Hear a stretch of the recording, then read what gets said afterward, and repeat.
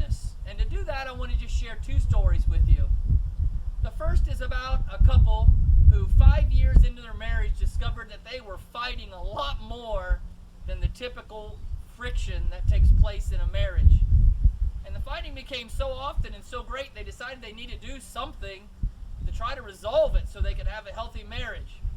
And so one idea they came up with is that for a week, they would each have a jar, and every time they were annoyed or hurt by each other, they would take, and on a post-it note, they would write what the hurt or the annoyance was, and they'd put it in their jar. And the plan was that at the end of the week, they would swap jars, and they could see how they and their actions had affected each other, and maybe get to a more healthy place in their marriage. Well, the wife started right to work with her jar, and every time that her husband annoyed or hurt her, she put it down very quickly. Things like left the milk jug empty in the refrigerator, or wet clothes on the bathroom floor, or garbage not taken out. And she continued to do that very faithfully all week long. At the end of the week, after they had had supper together, they sat down and they swapped jars. And the husband began to read all of the slips of the post-it notes that his wife had put in her jar. And he began to reflect on how his actions had annoyed or hurt her in so many ways. The wife took the jar that the husband had been keeping, and she opened it and she began to read the post-it notes, and was greatly shocked and surprised when every post-it note had the same thing written on it. 3 simple words: I love you. It's kind of what Paul was writing about in 1 Corinthians when he talked about what real love is like. That love is patient, love is kind, love keeps no record of wrongs. And so when we think about forgiveness, we realize that at the very heart of forgiveness is love. Now, the second story comes from a Holocaust survivor, Corrie ten Boom. And after the war was over, she went back to Germany. Germany was destroyed and decimated. But she went back into Germany because she wanted to share a message of hope and forgiveness and love. And so she began to travel throughout the country sharing this message. But she needed a way to make it very real to the people. And so she gave them this illustration.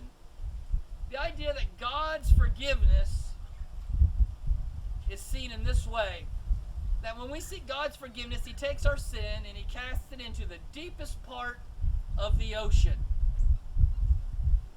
And then she went a step further. Not only does He cast it into the deepest part of the ocean, but then He puts up a sign that reads, "No fishing." And so I tell these two stories about forgiveness today because I believe that maybe you need to hear one or maybe even both of them. Some of you today in your relationships with maybe friends or family or even your spouse, you need to offer forgiveness.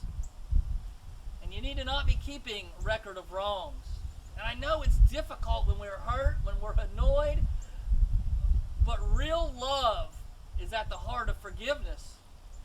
And we need to offer that forgiveness to one another. Instead of keeping record of wrongs, we need to be able to let things go and offer forgiveness to others. The same way that God has not kept a record of our wrongs, but instead, every time has said, "I love you, I love you, I love you."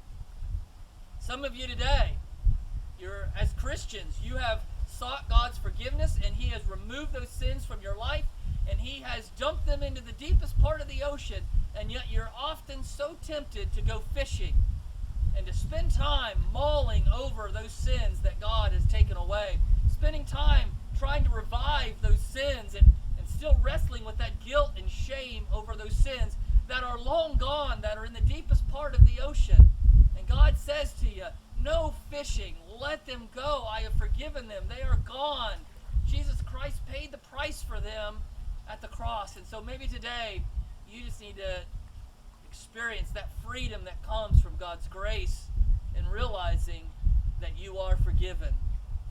And I hope that you experience it in your life, and I hope you share it with others.